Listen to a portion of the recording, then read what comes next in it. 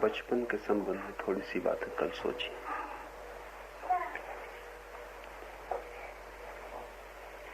जैसा मैंने कहा, तीर्थंकर की चेतना का व्यक्ति पूर्णता को छूकर लौटा होता है। इसका अर्थ ये हुआ कि महावीर के लिए इस जीवन में करने को कुछ भी बाकी नहीं रहा है, सिर्फ देने को बाकी रहा है, पाने को कुछ भी बाकी नहीं रहा है। ये बात अगर समझ में आए तो इस बात की बड़ी गहरी निष्पत्तियां होंगी। पहली निष्पत्ति तो ये होगी कि साधारणतः महावीर के संबंध में जो समझा जाता है कि उन्होंने त्याग किया, वो बिल्कुल व्यर्थ हो जाएगी। तो आज इस बात को समझ लेना ठीक से जरूरी है कि महावीर ने कभी भी भूल के कोई त्याग नहीं किया है। त्याग दिखाई पड़ा है, महावीर ने कभी भी नहीं किया है। और जो दिखाई पड़ता है वही सत्य नहीं है, क्योंकि जो दिखाई पड़ता है वो देखने वालों पर ज्यादा निर्भर होता है बजाय इसके कि जो उन्होंने देखा। भोग से भरे हुए लोगों को किसी भी चीज का छूटना त्याग मालूम पड़ता है, और इसलिए महावीर के जीवन पर जिन्होंने लिखा उन्होंने रत्ती रत्ती एक एक चीज का हिसाब बताया है कि क्या क्या छोड़ा, कितने बड़े महल थे, कितना बड़ा राज्य था, कितने हाथी थे, कितने घोड़े थे, कितने मणिमाणिक्य थे, उस सब का एक एक हिसाब दिया है। ये हिसाब देने वाले भोगी चित्त के लोग थे, इतना तो निश्चित होता है, क्योंकि इन्हें हीरे, मणिमाणिक, घोड़े, हाथी और महल बहुत मूल्यवान मालूम होते थे। इनको महावीर ने छोड़ा, ये घटना इनके लिए बहुत चमत्कारपूर्ण मालूम हुई होगी, क्योंकि भोगी चित्त कुछ भी छोड़ने में समर्थ नहीं है। वो सिर्फ पकड़ सकता है, छोड़ नहीं सकता। हाँ, उससे छुड़ाया जा सकता है, लेकिन छोड़ नहीं सकता। और जब वो देखता है कि कोई व्यक्ति सहज ही छोड़ के जा रहा है, तो इससे ज्यादा महत्वपूर्ण और चमत्कारपूर्ण घटना उसे मालूम नहीं हो सकती। लेकिन महावीर जैसी चेतना कुछ भी छोड़ती नहीं है, क्योंकि उस तल पर कुछ भी पकड़ने का भाव ही नहीं रह जाता है। जो पकड़ते हैं वे छोड़ भी सकते हैं, जो पकड़ते ही नहीं है, जिनकी कोई क्लिंगिंग नहीं है, उनके छोड़ने का भी कोई सवाल नहीं। महावीर ने कुछ भी नहीं त्यागा है। जो व्यर्थ है उसके बीच से वे आगे बढ़ गए। लेकिन हम सबको दिखाई पड़ेगा कि बहुत बड़ा त्याग हुआ, और ऐसा दिखाई पड़ने में हम पकड़ने वाले चित्त के परिग्रही लोग हैं, यही सिद्ध होगा और कुछ भी सिद्ध ना होगा। महावीर त्यागी थे ऐसा तो नहीं है, लेकिन महावीर को जिन लोगों ने देखा वे भोगी थे, इतना सुनिश्चित है। भोगी के मन में त्याग का बड़ा मूल्य है। उल्टी चीजों का ही मूल्य होता है। बीमार आदमी के मन में स्वास्थ्य का बड़ा मूल्य है, स्वस्थ आदमी को पता भी नहीं चलता। बुद्धिहीन के मन में बुद्धिमत्ता बड़ी मूल्यवान है, लेकिन बुद्धिमान को कभी पता भी नहीं चलता। जो हमारे पास नहीं है उसका ही हमें बोध होता है, और जो हम पकड़ना चाहते हैं उसे कोई दूसरा छोड़ता हो तो भी हम आश्चर्य से चकित रह जाते हैं। लेकिन यहां मैं महावीर के भीतर से चीजों को कहना चाहता हूं। महावीर कुछ भी नहीं छोड़ रहे हैं।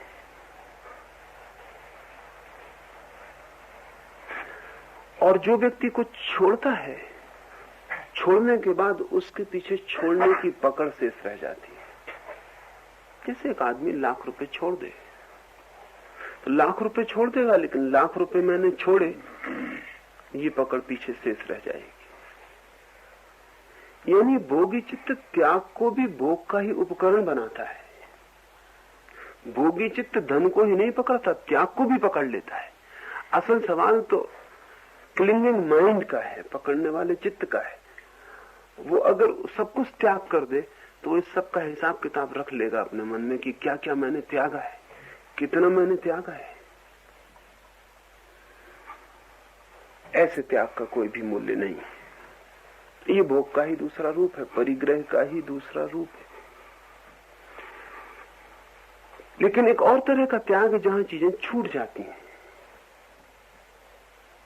क्योंकि चीजों को पकड़ने से हमारे भीतर की कोई तृप्ति नहीं होती, बल्कि चीजों को पकड़ने से हमारे भीतर का विकास अवरुद्ध होता है। हम चीजें पकड़ते क्यों हैं? चीजों को पकड़ने का कारण क्या है? हम चीजों को पकड़ते हैं क्योंकि चीजों के बिना एक इनसिक्योरिटी, एक असुरक्षा मालूम पड़ती। अगर मेरा कोई भी मकान नहीं है तो मैं असुरक्षित हूं। किसी दिन सड़क पर पड़ा हो सकता हूं, हो सकता है मर रहा हूं और मुझे कोई छप्पर न मिले, तो असुरक्षित हूं, इनसिक्योरिटी है। इसलिए मकान को जोर से पकड़ता हूं, धन को जोर से पकड़ता हूं, क्योंकि कल का क्या भरोसा है, तो कल के लिए कुछ इंतजाम चाहिए। जिस व्यक्ति के मन में जितनी असुरक्षा का भाव है, वो उतना चीजों को जोर से पकड़ेगा।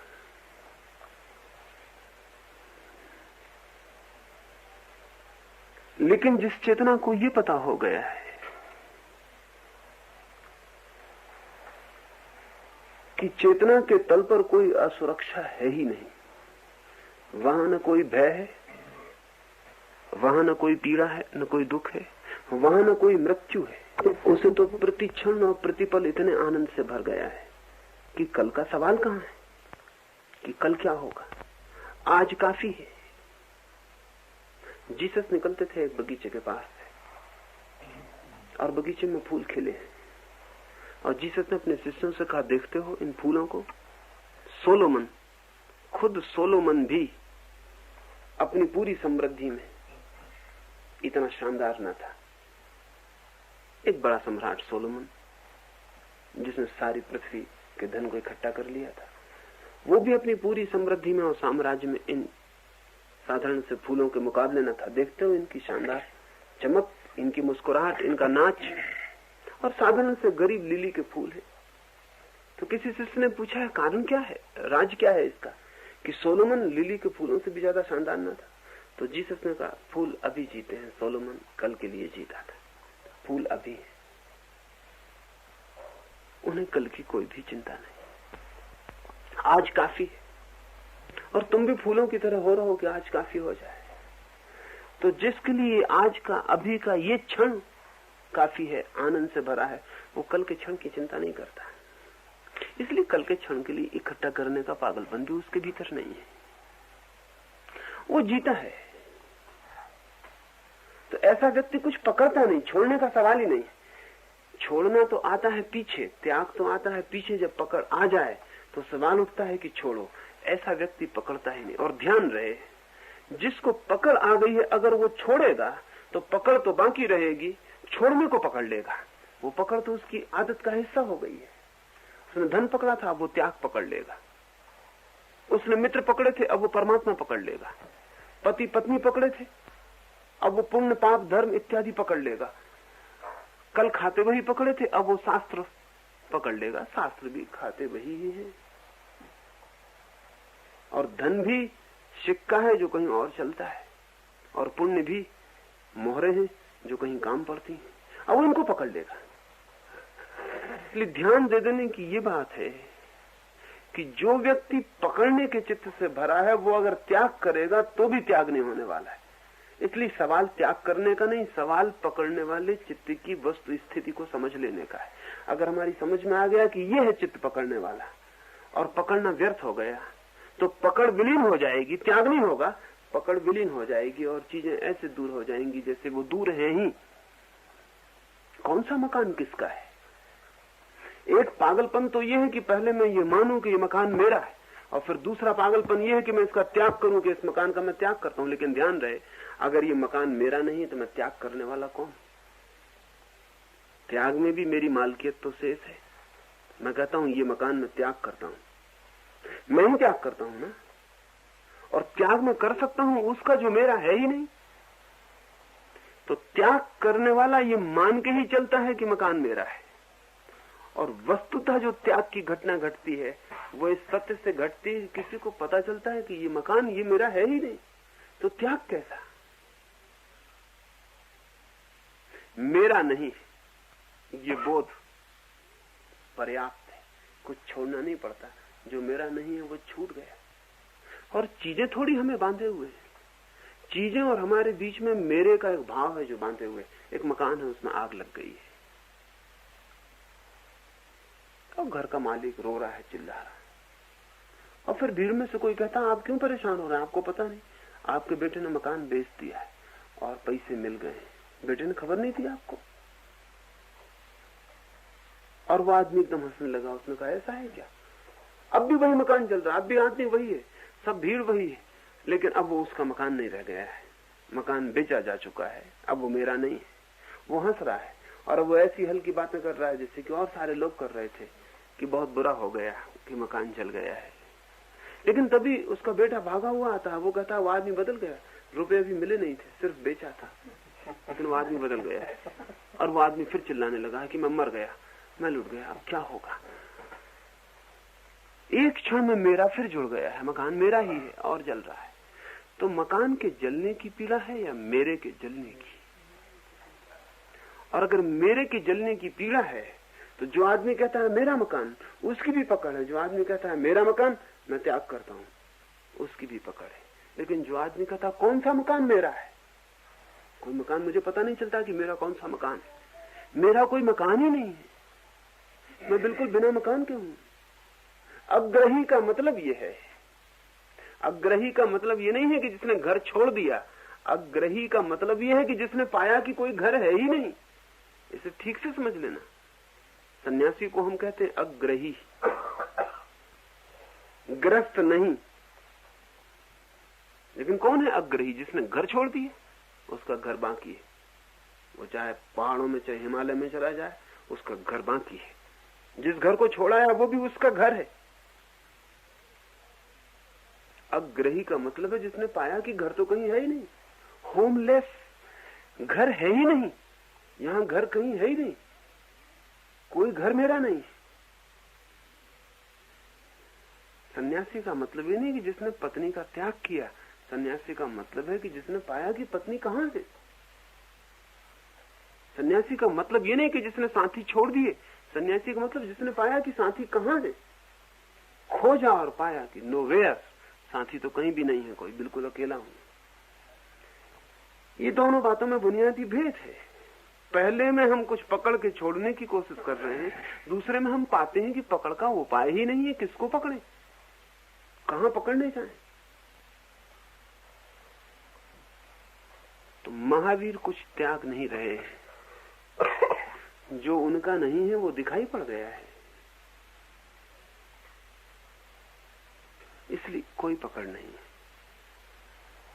इसलिए कहना बिल्कुल व्यर्थ की बात है कि वे सब छोड़ के जा रहे हैं। वे जान के जा रहे हैं कि कुछ भी उनका नहीं है। और अगर हम इस बात को समझ लेंगे तो महावीर के बाबत, समस्त त्याग के बाबत हमारी दृष्टि ही दूसरी हो जाएगी। तब हम लोगों को ये ना समझाएंगे कि तुम छोड़ो, तुम त्याग करो। हम लोगों को समझाएंगे तुम देखो कि तुम्हारा है क्या, तुम्हारा है कुछ। एक सम्राट था इब्राहिम, उसके द्वार पर एक सन्यासी सुबह से ही बड़ा शोरगुल मचा रहा है और पहरेदार से कहता मुझे भीतर जाने दो, मैं इस सराय में ठहरना चाहता हूँ। और वो पहरेदार कहता तुम पागल हो गए हो, सन्यासी हो कि पागल हो, ये सराय नहीं, ये सम्राट का महल है, उनका निवास स्थान है। तो वो कहता फिर मैं उसी सम्राट से बात कर लूं,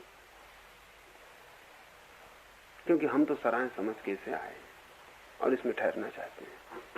वो धक्का दे के भीतर चला जाता है। सम्राट भी आवाज सुन रहा है, सब बातें सुन रहा है, और उससे कहता तुम आदमी कैसे हो? ये मेरा निजी महल है, मेरा निवास है, ये सराय नहीं, सराय दूसरी जगह है। वो सन्यासी कहता मैं समझा कि पहरेदार ही ना समझे, आप भी ना समझे। पहरेदार क्षमा के योग्य था, आखिर बेचारा पहरेदार ही था। आपको भी यही ख्याल है कि आपका निवास स्थान है, आपका घर है? सम्राट ने कहा ख्याल? ये मेरा है, ख्याल नहीं है ये मेरा है ही। सन्यासी ने कहा बड़ी मुश्किल में पड़ गया मैं, कुछ 2-4-10 साल पहले मैं आया था, तब भी झंझट हो गई थी, और मैंने कहा कि मैं सराय में ठहर जाऊं, तब तुम्हारी जगह एक दूसरा आदमी बैठा हुआ था। ये मकान मेरा है। तो उस इब्राहिम ने कहा वो मेरे पिता थे, उनका अब देहावसान हो गया। उस फकीर ने कहा मैं उनके पहले भी आया था, तब एक और बुढ़े को पाया था, वो भी यही जिद में था कि उसका। जब यहाँ हर बार मकान के मालिक बदल जाते हैं, रहने वाले बदल जाते हैं, तो इसको सराय कहना चाहिए कि निवास? और मैं फिर आऊंगा कभी, पक्का है कि तुम मिलोगे, वादा करते हो? और तुम न मिले तो फिर बड़ी दिक्कत हो जाएगी, फिर कोई मिलेगा वो कहेगा मेरा है। तो मुझे ठहर ही जाने दो, ये सराय ही है, किसी की नहीं। जैसे तुम ठहरे वैसे मैं भी ठहर सकता हूं। इब्राहिम उठा सिंहासन से, उस फकीर के पैर छुए और कहा कि तुम ठहरो, लेकिन अब मैं जाता हूं। तो लेकिन तुम कहां जाते हो? कि मैं तो इसी भ्रम में ठहरा हुआ था कि ये मकान है, अगर सराय हो गया तो बात खत्म हो गया। जो मैं ठहरा था तो इन दीवानों की वजह से थोड़ी ठहरा था, ठहरा था इस वजह से कि मेरा है, मकान है, निवास है। लेकिन अब तुम कहते हो सराय है, तो ठीक है, तुम ठहरो, मैं जाता हूं। वो सम्राट छोड़ के चला गया। इस सम्राट ने त्याग किया नहीं, मकान नहीं था, सराय थी, ये दिखाई पड़ गया, बात खत्म हो गई। सराय का कोई त्याग करता है? सराय का कोई त्याग नहीं करता, सराय में ठहरता है और विदा होता है। ऐसा बोध महावीर जन्म के साथ लेकर पैदा हुए। ऐसा बोध हम चाहें तो जन्म में भी उपलब्ध हो सकता है। और ऐसे बोध के लिए जो जरूरी है वो संपत्ति का त्याग नहीं, संपत्ति के सत्य का अनुभव है। संपत्ति का त्याग हो सकता है उतना ही अज्ञानपूर्ण हो जितना संपत्ति का संग्रह था। इसलिए प्रश्न संग्रह और त्याग का नहीं है, प्रश्न सत्य के अनुभव का है। संपत्ति क्या है कुछ मेरी?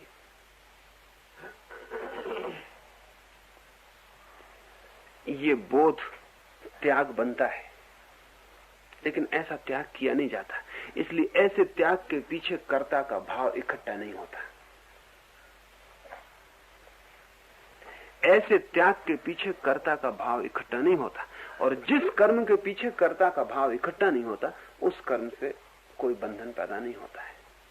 और जिस कर्म से भी कर्ता का भाव पैदा होता है, वो कर्म बंधन का कारण हो जाता है। यानी कर्म कभी नहीं बांधता, कर्म के साथ कर्ता का भाव जुड़ा हो तो ही बांधता है। और कर्ता का जो भाव है वही हमारी कारागृह है, अहंकार।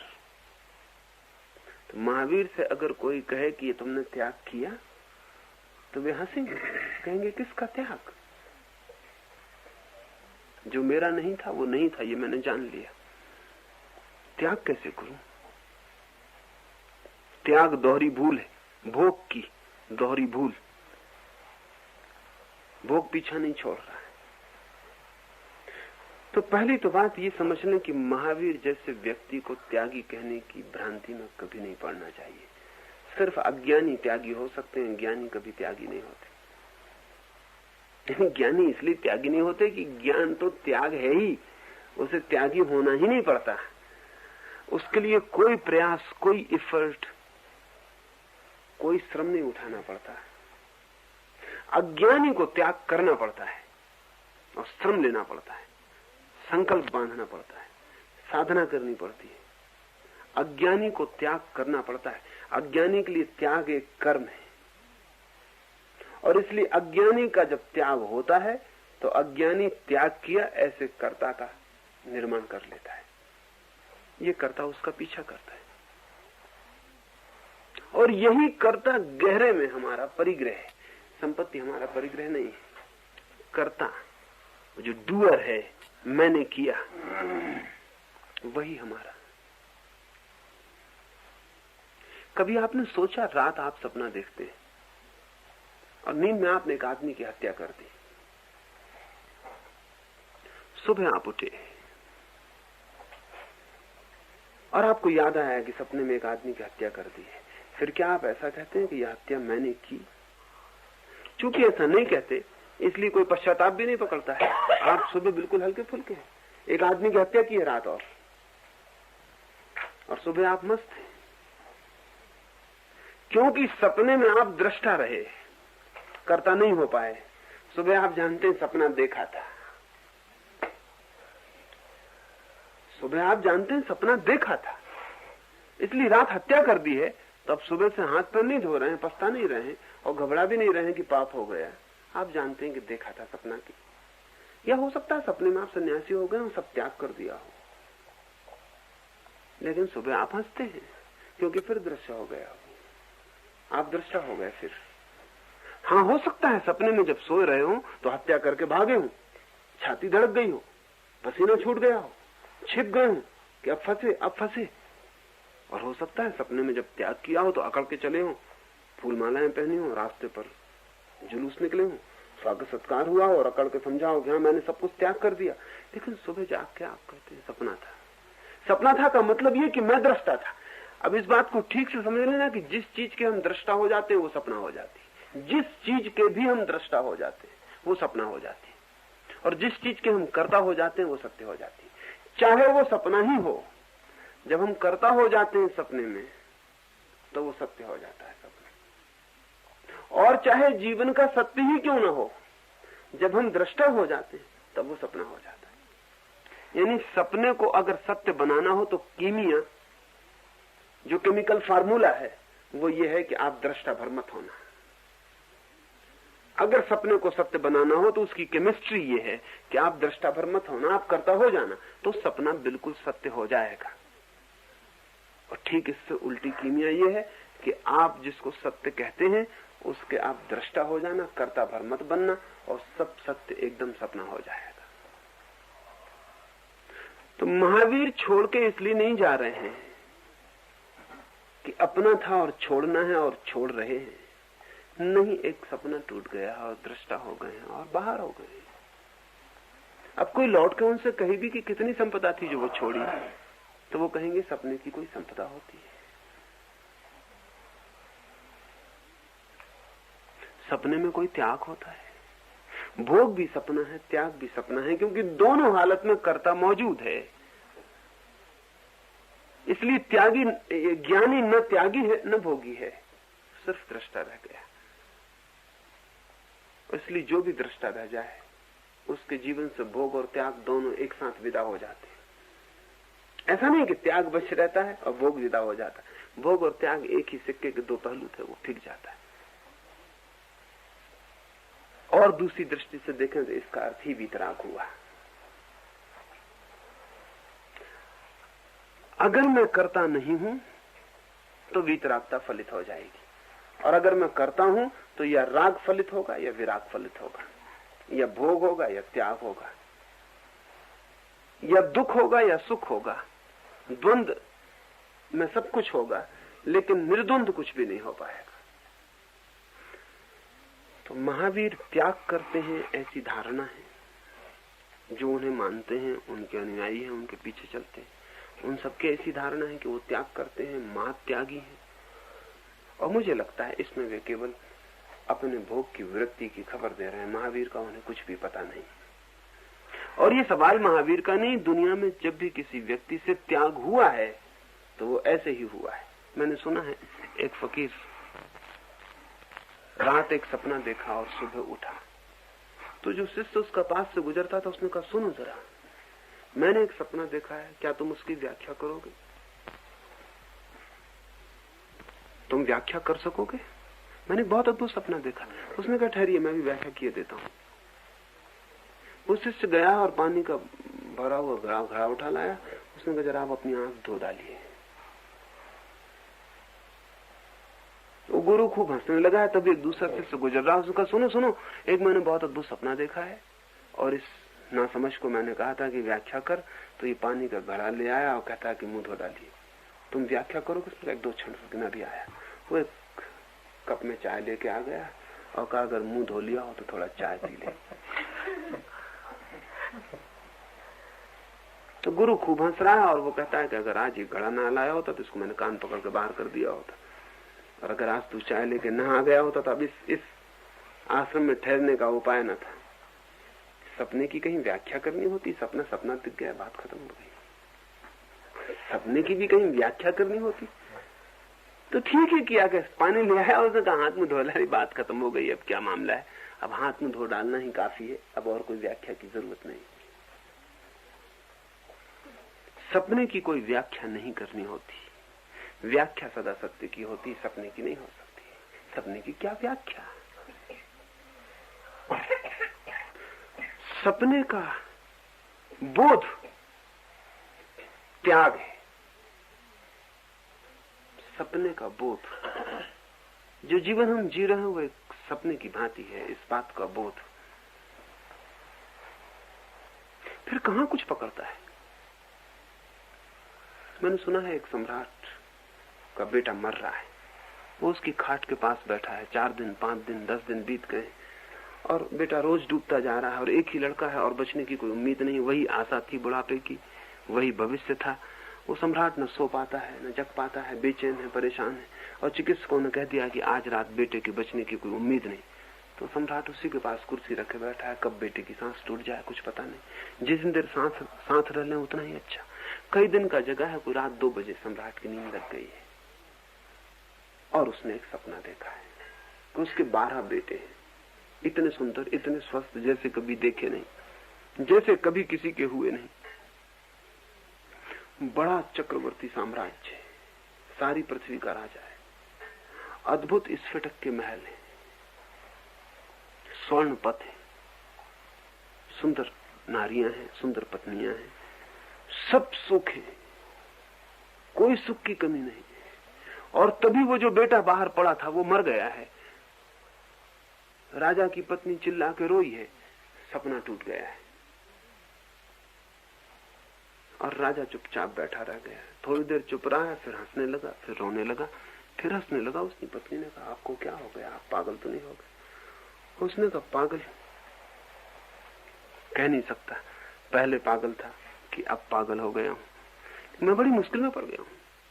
इनका मुश्किल की क्या बात है, और क्या मुश्किल है, बेटा मर गया ये बड़ी मुश्किल का, ये सवाल न रहा। अब मैं दिक्कत में हूं कि मेरे 12 बेटे मर गए, उनके लिए रोऊं। मेरा एक बेटा ये मर गया, मैं इसलिए मैं रोऊं किसके लिए? या 13 के लिए इकट्ठा रोऊं? तो 13 के लिए इकट्ठा रोना बड़ा मुश्किल है, क्योंकि 13 होते नहीं। वो 12 एक सपने के थे, और जब मैं उस सपने में था तब ये था ही नहीं लड़का। कहां गया था मुझे पता नहीं, खो गया था। और अब जग गया हूं तो ये एक ही बचा है, वो 12 खो गए हैं। और जैसे उन 12 के साथ ये एक बिल्कुल भूल गया था, वैसे इस एक के साथ वो 12 बिल्कुल भूल गए। क्या सच है क्या झूठ है, मैं इस मुश्किल में पड़ गया हूं। रोऊं तो किसके लिए रोऊं? उन 12 के लिए रोऊं या इस एक के लिए रोऊं, या 13 के लिए रोऊं? 13 का जोड़ नहीं बनता। और या फिर किसी के ना रोऊं, क्योंकि एक सपना बनता है, एक टूट जाता है, एक बनता है, दूसरा बन जाता है। रोऊं किसके लिए? मैं पागल था, अब मैं पागल नहीं हूं। तो इस राजा को हम ये ना कहेंगे कि उसने अपने बेटे का मोह त्याग दिया, नहीं, ये बात ही व्यर्थ हो गया। अब हम ये ना कहेंगे कि इसने बेटे का मोह त्याग दिया, ये अनासक्त हो गया, ये निर्मोही हो गया, नहीं, ये हम कुछ भी ना कहेंगे। अब हम सिर्फ इतना ही कहेंगे कि बेटा सत्य ना रहा।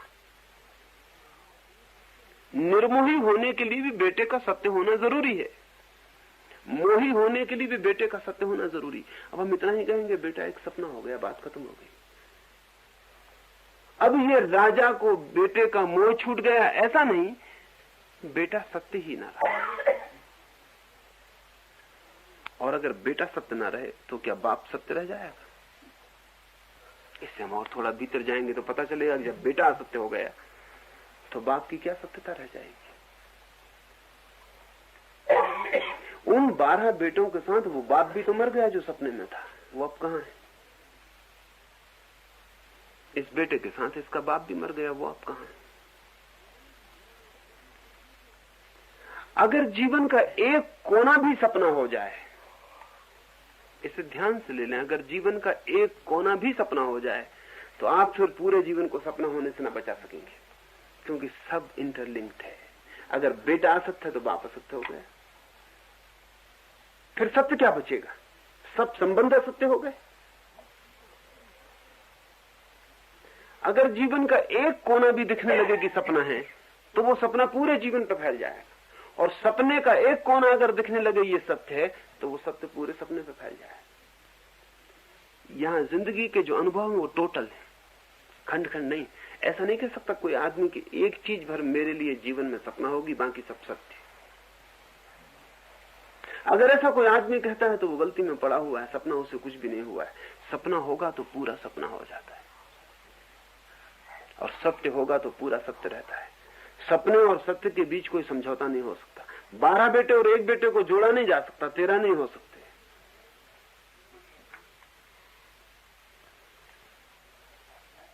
महावीर को ऐसा जो बोध है वो बोध उनका त्याग बन गया है। ऐसा हमें दिखा कि त्याग बन गया है, क्योंकि हम भोगी हैं और हम सिर्फ त्याग की भाषा समझ सकते हैं। और इसलिए हैरानी होगी, त्यागियों के पास भोगी इकट्ठे हो जाते हैं, क्योंकि सिर्फ भोगी ही त्याग को पकड़ पाते हैं।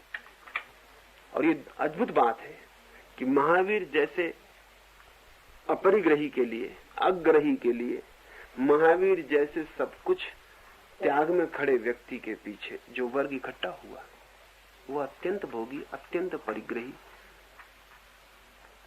अब महावीर के पीछे जैनों की जो परंपरा खड़ी है,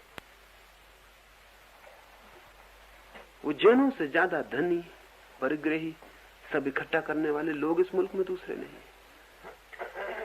ये थोड़ा विचार नहीं, इसके पीछे अर्थ है। इसके पीछे अर्थ है कि त्याग की भाषा भोगी को बहुत पकड़ती है और भोगी आसपास इकट्ठा खड़ा हो जाता है और एक उल्टा जाल बन जाता है। और ये सदा हुआ है।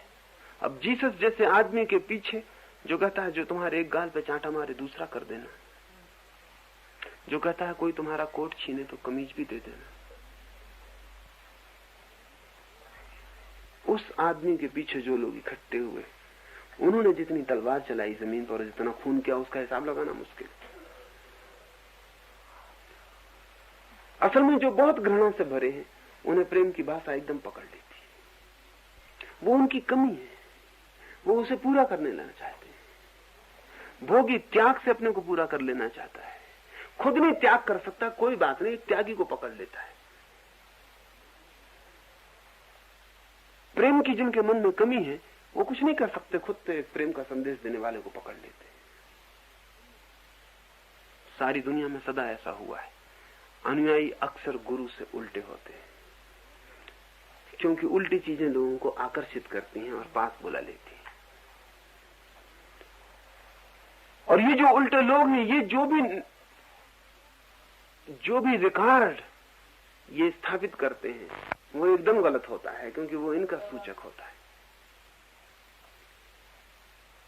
इसलिए दुनिया के उन सारे लोगों के संबंध में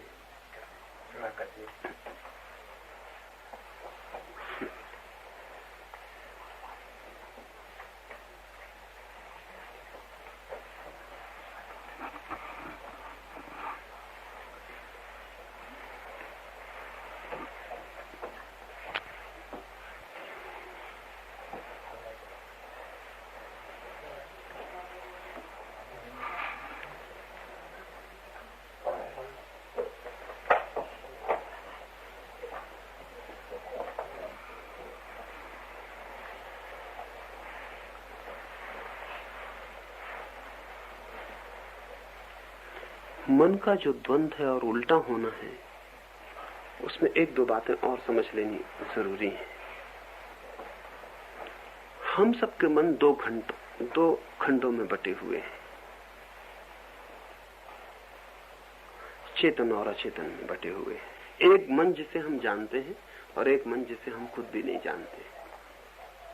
और मन के रहस्यों में जो सबसे कीमती रहस्य है वो ये है कि जो हमारे चेतन मन में होता है उससे ठीक उल्टा हमारे अचेतन मन में होता है। अगर चेतन मन में कोई आदमी बहुत विनम्र है, बहुत हम्बल, तो अचेतन मन में बहुत इगोइस्ट, बहुत अहंकारी होगा। यानी चेतन मन से ठीक उल्टा उसका अचेतन होगा। अचेतन उल्टा ही होता है और हमें उसका कोई पता नहीं होता कि हमारा ही मन का बड़ा हिस्सा पीछे छिपा हुआ हमसे उल्टा है। और वो अचेतन ही इसलिए हो जाता है कि हम उल्टे हिस्से को दबाते जाते हैं, वो पीछे अंधेरे में छिपता चला जाता है। जो हमें प्रीति करे उसे हम चेतन में बचा लेते हैं और जो अप्रीति करे उसे पीछे हटा देते हैं। ये जो पीछे हमारे मन बैठा हुआ है ये ठीक उल्टा होता है जैसे हम ऊपर से दिखाई पड़ते हैं उससे। तो ऊपर से जो आदमी त्याग की बहुत प्रशंसा कर रहा हो उसके अचेतन में भोग की आकांक्षा होती है।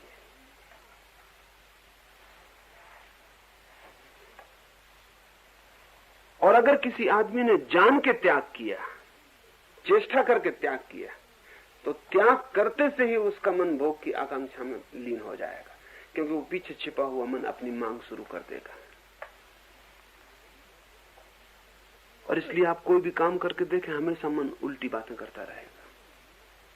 अगर कोई आपको गाली दे और आप झगड़ा करके लड़ लें तो घर लौट के आप पाएंगे कि पश्चाताप हो रहा है, ये ठीक नहीं किया, ये बुरा किया कि गाली का जवाब गाली से दिया कि क्रोध किया। लेकिन आप ऐसा मत सोचना कि आपने इससे उल्टा किया होता तो कोई फर्क पड़ने वाला था। अगर कोई ने गाली दी होती और आप बिना गाली दिए हुए चुपचाप घर लौट आए होते तो मन कहता कि बहुत बुरा किया है, ऐसे चुपचाप लौट आना ठीक है क्या? जब उसने गाली दी थी तो अन्याय को सहना उचित है क्या? आप जो करके आएंगे मन उल्टे का सुझाव पीछे से देना शुरू करेगा। आप जो भी निर्णय लेंगे उससे उल्टा निर्णय भी आपके मन में संग्रहित होगा। इसलिए गुरुजीएफ एक फकीर था, तो जब भी कोई साधक उसके पास आता तो 8-10 दिन तो उसे खिलाना पिलाना और इतनी शराब पिलाना जिसका कोई हिसाब नहीं। उसकी बड़ी बदनामी हो गई इसलिए कि वो उसके पास न जाए कि वो शराब पहले पिलाएगा।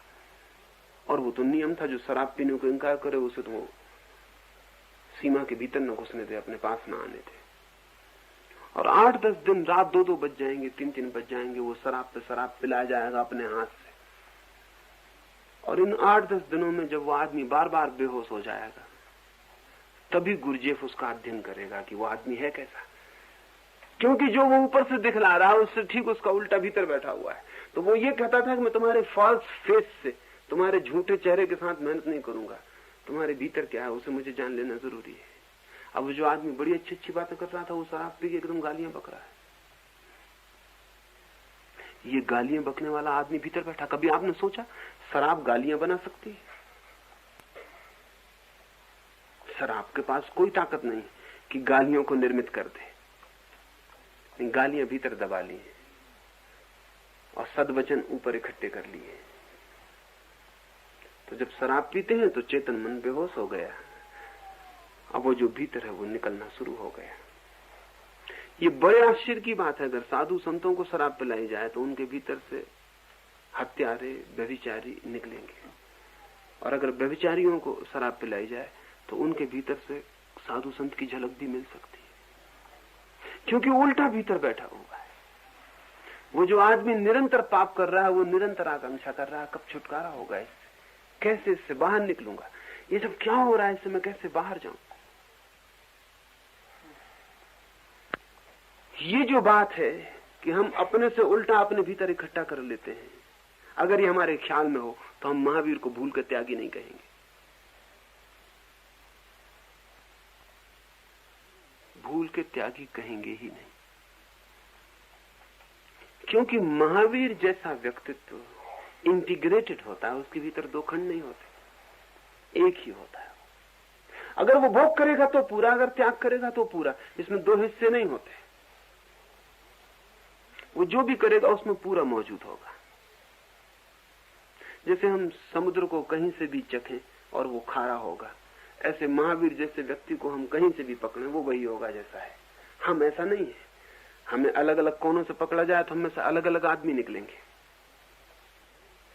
मंदिर में हम में से एक आदमी निकलता है, शराब खाने में हम में से दूसरा आदमी निकलता है, मित्र के साथ तीसरा निकलता है, दुश्मन के साथ चौथा निकलता है, दुकान पर पांचवा निकलता है, ताश खेलते वक्त छठवां निकलता। हमारे आदमी भीतर का हिसाब नहीं कि हमारे कितने चेहरे जो हम वक्त वक्त पे निकाल लेते। ठीक अर्थों में त्याग उसी व्यक्ति से फलित हो सकता है जिसका व्यक्तित्व तो पूरा अखंड हो गया। ऐसे व्यक्ति का भोग भी त्याग ही है।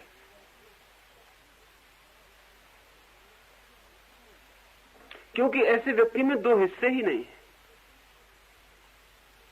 इसमें उल्टे हिस्से नहीं है इस व्यक्ति के भीतर, इसलिए इसमें दूसरे व्यक्तित्व के उदय होने की कभी कोई संभावना नहीं है। लेकिन हमने तो द्वंद्व की भाषा में सब सोचा है, दो में तोड़े बिना हम सोच नहीं सकते। तो हम कहेंगे महावीर त्यागी हैं, भोगी नहीं। हम कहेंगे क्षमावान हैं, क्रोधी नहीं। हम कहेंगे अहिंसक हैं, हिंसक नहीं। हम कहेंगे दयापूर्ण हैं, क्रूरतापूर्ण नहीं। हम दो हिस्सों में तोड़ तोड़ के चलेंगे और तब हम महावीर जैसे व्यक्ति को कभी भी नहीं समझ पा सकते। अखंड व्यक्ति में द्वंद्व विलीन हो जाता है, न वहां त्याग है न वहां भोग। वहां एक नई ही घटना घटी है जिसके लिए शब्द खोजना मुश्किल है। या तो हम उसे त्यागपूर्ण भोग कहें या भोगपूर्ण त्याग कहें। एक ऐसी घटना घटी जिसे एक शब्द से चुन के नहीं पकड़ा जा सकता। या तो हम उसे क्रोधपूर्ण क्षमा कहें या क्षमापूर्ण क्रोध कहें। दो टुकड़ों को अलग करके नहीं कहा जा सकता।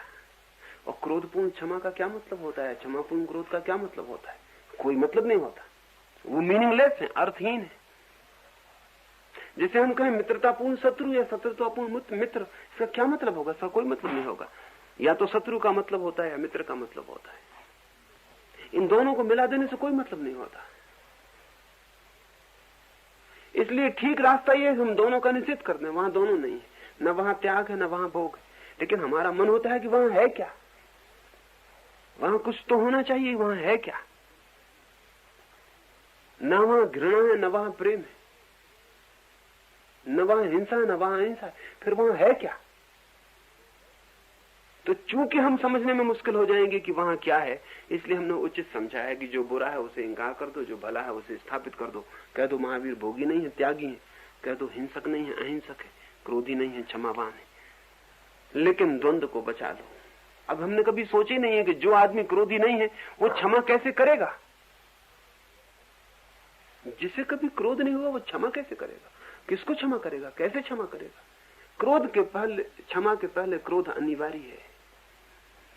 और जो आदमी भोगी नहीं है वो त्यागी का उसका क्या अर्थ होता है? कोई अर्थ ही नहीं होता, क्योंकि भोगी ही सिर्फ त्यागी हो सकता है। वो दोनों जुड़े हैं, साथ साथ इकट्ठे हैं। लेकिन हमारी कल्पना में चूंकि ये नहीं आता, इसलिए हम एक खंड को हटा के एक को बचा लेना चाहते हैं। असल में वो हमारी आकांक्षा का सबूत है, महावीर के सत्य का नहीं। हम चाहते हैं कि हमारे भीतर क्रोध ना हो, क्षमा हो, हिंसा ना हो, अहिंसा हो, परिग्रह ना हो, अपरिग्रह हो, बंधन ना हो, मोक्ष हो। ये हमारी चाहना है। और हमारी चाहना बताती है कि क्या है। घृणा है, चाहते हैं हम प्रेम हो। हिंसा है, चाहते हैं अहिंसा हो। बंधन है, चाहते हैं मुक्ति हो। हमारी चाह दो बातें बताती है। हमारी चाह का मतलब होता है जो नहीं है उसकी ही चाह होती है। हम हैं कुछ और चाहते ठीक उल्टे को हैं। इसी को हम थोप लेते हैं, जिन्हें हम आदर्श पुरुष बना लेते हैं उन पर थोप देते हैं। और उस व्यक्ति को समझना मुश्किल हो जाता है। क्या ये संभव नहीं है कि एक व्यक्ति में दोनों ना हो? इसमें कठिनाई क्या है? इसमें कठिनाई क्या है कि एक व्यक्ति में न प्रेम हो न घृणा हो? जरूरी क्यों है कि इन दो में से कोई एक हो ही? न भोग हो न त्याग हो। जरूरी क्या है कि दोनों में से कोई एक हो ही? लेकिन हमारी कंसेप्शन में, हमारी धारणा में आना मुश्किल हो जाएगा कि ऐसा आदमी कैसा होगा जिसमें दोनों नहीं है। और जिसमें दोनों नहीं है वही अखंड हो सकता है, नहीं तो खंड खंड होगा, टुकड़े टुकड़े में होगा। और जिसमें दोनों नहीं है वही मुक्त हो सकता है, क्योंकि द्वंद्व में कोई मुक्ति कभी संभव नहीं।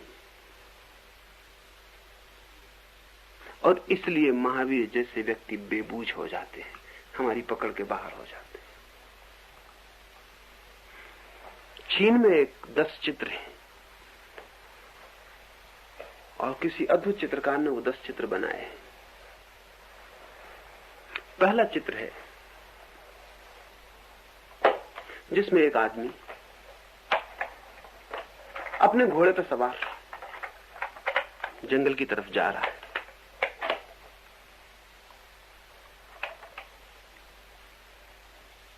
पहले चित्र में घोड़े पर सवार एक आदमी जंगल की तरफ जा रहा है, लेकिन कुछ बात ऐसी है कि आदमी कहीं और जाना चाहता है, घोड़ा कहीं और जाना चाहता है, इसलिए बड़ा तनाव है। और घोड़ा वहां कैसे जाना चाहे जहां आदमी जाना चाहता है? घोड़ा घोड़ा है, आदमी आदमी। और आदमी को घोड़ा कैसे समझे, घोड़े को आदमी कैसे समझे? तो घोड़ा किसी और रास्ते पे जाना चाहता है, आदमी किसी और रास्ते पे जाना चाहता है। बड़ी तनाव में दोनों उस चित्र में। दूसरे चित्र में घोड़ा आदमी को पटक के भाग गया है। असल में आदमी ने घोड़े पे चढ़ने की कोशिश की तो घोड़ा आदमी को पटकेगा, अगर जिस पे हम चढ़ेंगे वो हमको पटकेगा। तो घोड़े को आदमी को पटक के घोड़ा भाग गया। आदमी पड़ा है परेशान और घोड़ा भाग गया। तीसरे चित्र में आदमी घोड़े को खोजने निकला है। घोड़े का कहीं कोई पता नहीं चल रहा, जंगल ही जंगल है और आदमी घोड़े को खोजने निकला है। चौथे चित्र में घोड़े की पूंछ एक वृक्ष के पास पर दिखाई पड़ती, सिर्फ पूंछ।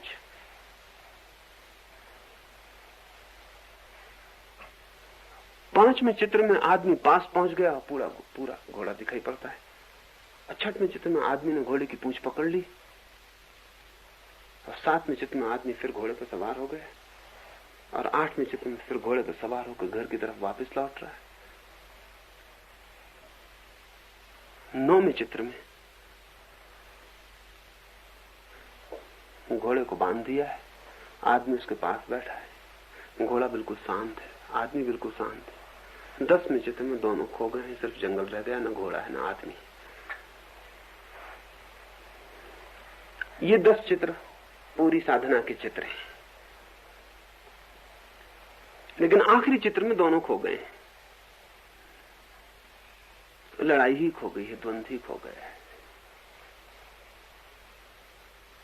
9 चित्रों में बहुत तरह पे लड़ाई चली है और जब तक लड़ाई चलती रही है, जब तक दोनों हैं, तब तक कुछ न कुछ उपद्रव होता रहा है।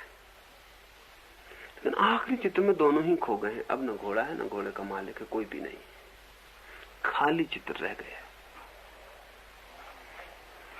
जिंदगी में द्वंद्व की लड़ाई है।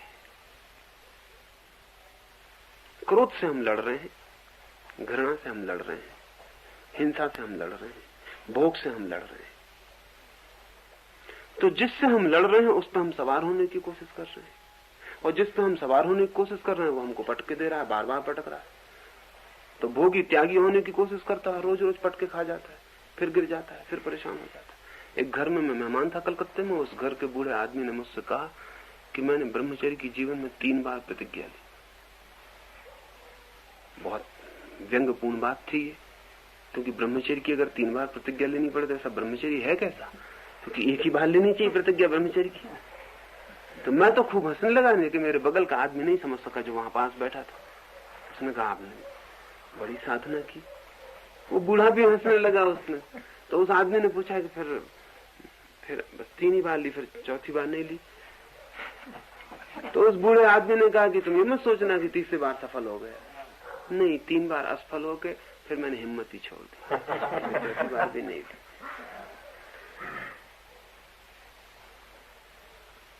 और उस बूढ़े आदमी ने मुझे कहा कि जब मैंने बिल्कुल छोड़ दिया ख्याल ही कि लड़ना ही नहीं, क्योंकि 3 दफा हार चुका, बहुत हो चुका, तो मैं एकदम हैरान हुआ। मुझ पे सेक्स की इतनी कम पकड़ कभी भी नहीं थी। जिस दिन मैंने ये तय किया कि अब लड़ने नहीं, अब जो है तो ठीक है, और मेरी पकड़ एकदम ढीली हो गई। और मेरी पकड़ बड़ी जोर से थी, क्योंकि मैं इतना संकल्प कर रहा था, इतना व्रत कर रहा था। असल में व्रत, संयम, त्याग, संघर्ष कर किससे रहे हैं हम? जिससे हम कर रहे हैं उसको हमने मान लिया, जिससे हम लड़ने लगे उसको हमने समान स्वीकृति दे दी। और अगर हम उस पर कभी किसी मौके चढ़ भी जाएंगे तो कितनी देर चढ़े रहेंगे? अगर आप एक दुश्मन की छाती पर बैठ भी जाएं तो जिंदगी भर तो नहीं बैठ रहेंगे, कभी तो उसकी छाती छोड़ेंगे। और दुश्मन अगर कोई दूसरा होता तो अपने घर चला जाता। ये दुश्मन ऐसा नहीं कि दूसरा, अपना ही हिस्सा है। जिस दिन आप छोड़ेंगे वो वापस लौट के खड़ा हो जाता है। और एक मजे की बात है कि जिसको आप दबाते हैं तो आपके ही दो हिस्से, आप ही दबाने वाले, आप ही दबने वाले। तो जिसे आप दबाते हैं वो तो विश्राम कर लेता है हिस्सा, और जो दबाता है वो थक जाता है। तो थोड़ी देर में उल्टा सिलसिला शुरू हो जाता है। इसलिए जिस चीज को आप दबाइएगा थोड़े दिन में आप पाएंगे कि आप उससे दबे हुए हैं, क्योंकि जो हिस्सा दब गया वो विश्राम कर रहा है, और जो दबा रहा है उसको श्रम करना पड़ रहा है। श्रम करने वाला थकेगा, विश्राम करने वाला सबल हो जाएगा। इसलिए रोज उल्टा परिवर्तन हो जाता है। लड़ेंगे तो हारेंगे, और दबाएंगे तो गिरेंगे। लेकिन खोज बिल्कुल दूसरी बात है। पहले चित्रों में वो आदमी घोड़े पर जबरदस्ती सवार हो रहा है, दूसरे चित्रों में वो खोज पे निकला है। खोज लड़ाई नहीं है। तो एक आदमी क्रोध से लड़ रहा है एक बात, और एक आदमी क्रोध की खोज में निकला है कि क्रोध क्या है, ये बिल्कुल दूसरी बात है। और जब वो खोज पे निकला है तब उसे पूंछ दिखाई पड़ गई है, थोड़ा सा दिखा है, फिर पूंछ के करीब और चला गया तो पूरा घोड़ा दिखाई पड़ गया। फिर उसने घोड़े को पकड़ लिया, क्योंकि जिसे हम समझ लेते हैं उससे लड़ना नहीं पड़ता, उसे हम ऐसे ही सहज पकड़ लेते हैं, क्योंकि वो अपना ही हिस्सा है। उससे लड़ना क्या है, वो अपना ही हाथ है। बाएं को दाएं हाथ से लड़ाएं तो क्या फायदा होगा? वो घोड़े को लेकर घर की तरफ चल पड़ा है। उसने घोड़े को लाकर घोड़े की जगह बांध दिया है, वो उसके पास चुपचाप बैठा हुआ है।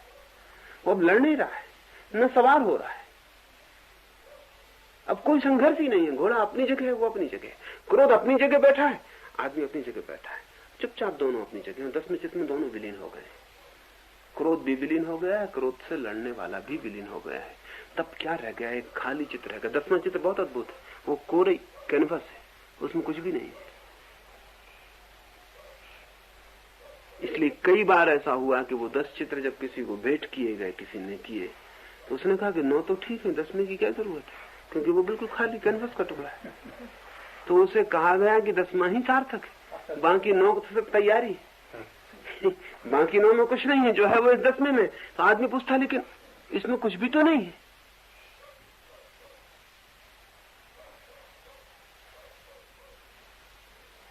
उस चेतना में कुछ भी नहीं है, कोई द्वंद्व नहीं, सब खो गया है। रिक्तता रह गई है, खाली आकाश रह गया है, शून्य रह गया है, कोई द्वंद्व नहीं है, सब अखंड हो गया। ऐसा अखंड व्यक्ति ही देने में समर्थ है। खंडित व्यक्ति देने में समर्थ नहीं है, और इसलिए ऐसा अखंड व्यक्ति ही तीर्थंकर जैसी स्थिति में हो सकता है। तो मेरा कहना है ये महावीर लेकर ही पैदा होते हैं।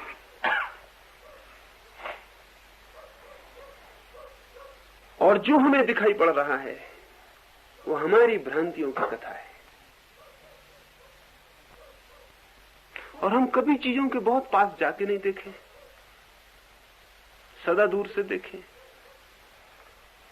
बहुत फासले से हम देखते हैं चीजों को, पास से हम देख भी नहीं सकते, क्योंकि पास से देखना हो तो खुद ही गुजरना पड़े उनसे, इसके पहले देख भी नहीं सकते।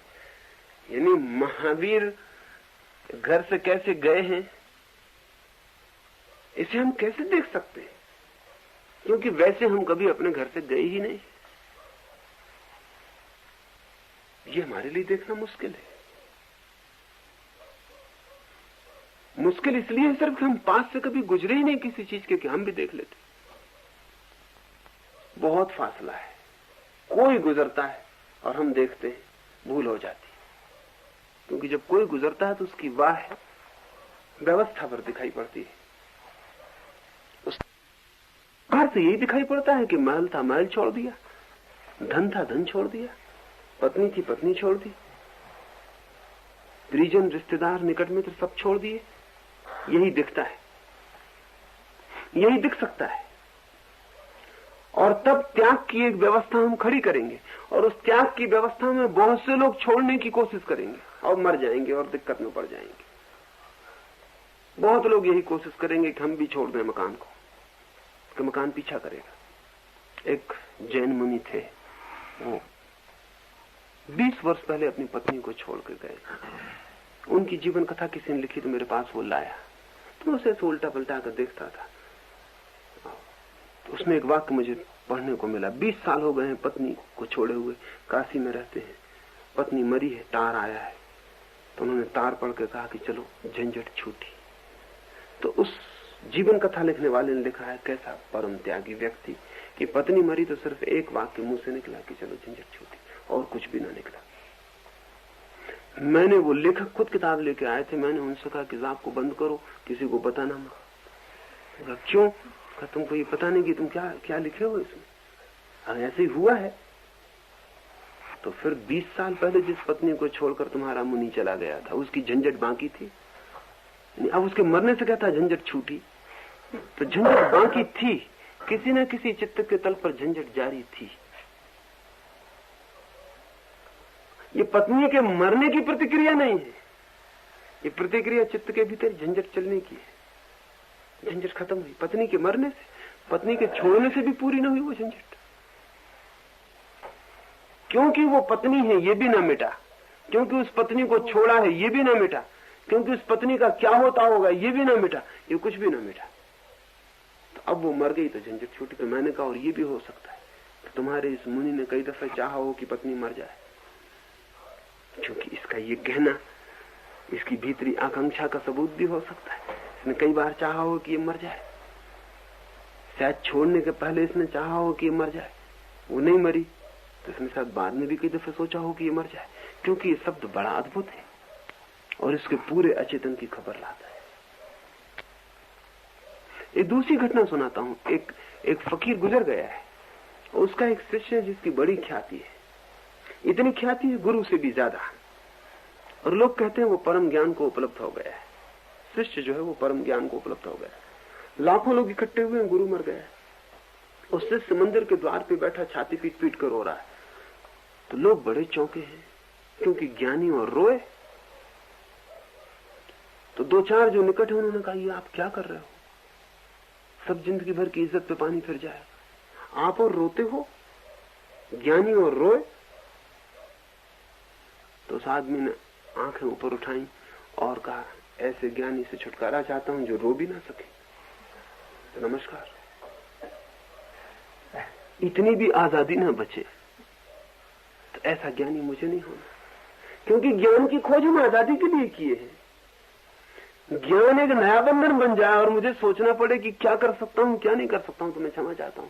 तुमसे कहा किसने कि मैं ज्ञानी? फिर भी उन लोगों ने कहा कि ठीक है तो ठीक है, लेकिन आप ही तो समझाते थे कि आत्मा अमर है और आत्मा नहीं मरती, अब काहे के लिए रो रहे हैं? तो उसने कहा आत्मा के लिए पागल रो कौन रहा है, वो शरीर भी बहुत प्यारा था, वो शरीर भी बहुत प्यारा था, और वैसा शरीर अब दोबारा नहीं हो सकेगा, अद्वितीय था। आत्मा के लिए रो कौन रहा है? शरीर कुछ कम था क्या?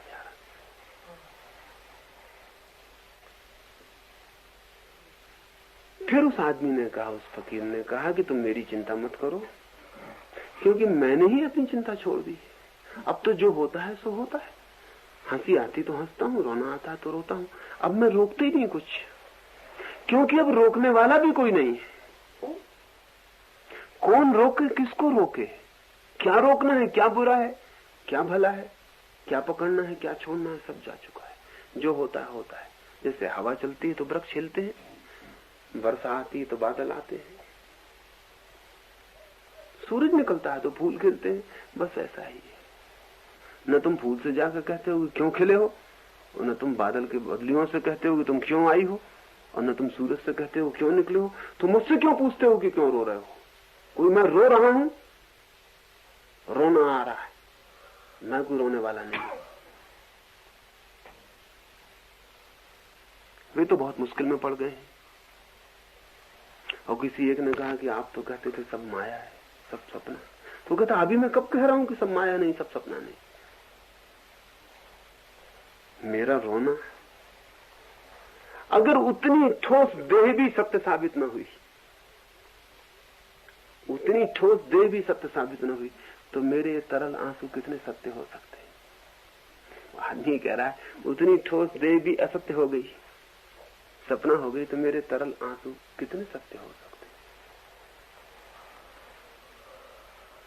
इसे समझना हमें मुश्किल हो जाएगा। उस मुनि को समझना बहुत आसान है जिसने कहा कि झंझट छूटी, क्योंकि हमारा चित्त भी वैसा ही है, वो द्वंद में ही जीता है।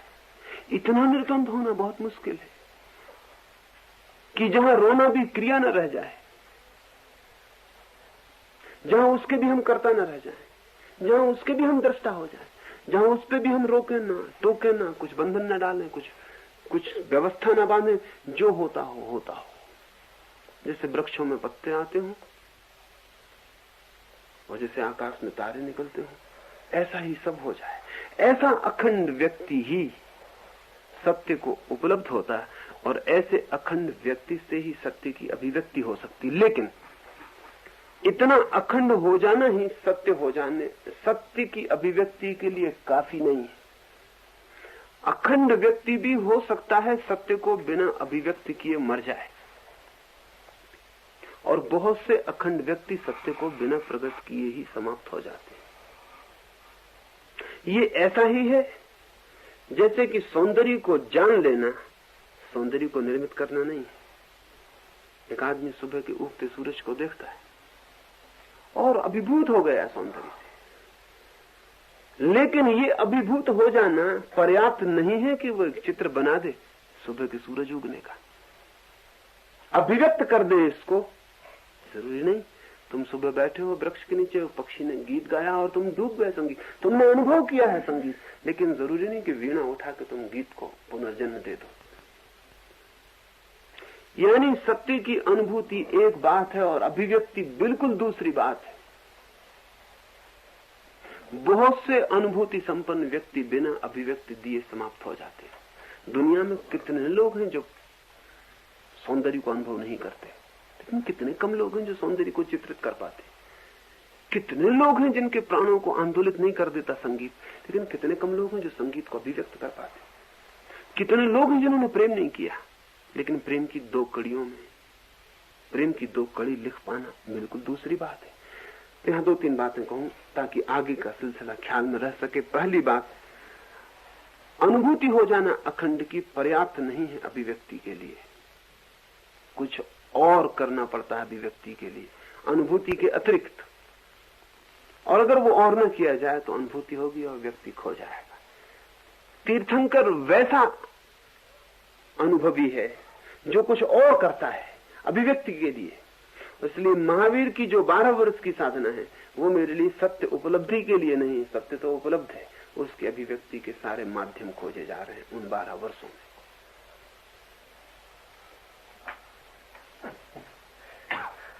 और ध्यान रहे, सत्य को जानना तो कठिन है ही, सत्य को प्रकट करना और भी कठिन है। सत्य को उपलब्ध करना तो कठिन है, उससे भी ज्यादा कठिन है ये कि सत्य को कम्युनिकेट करना।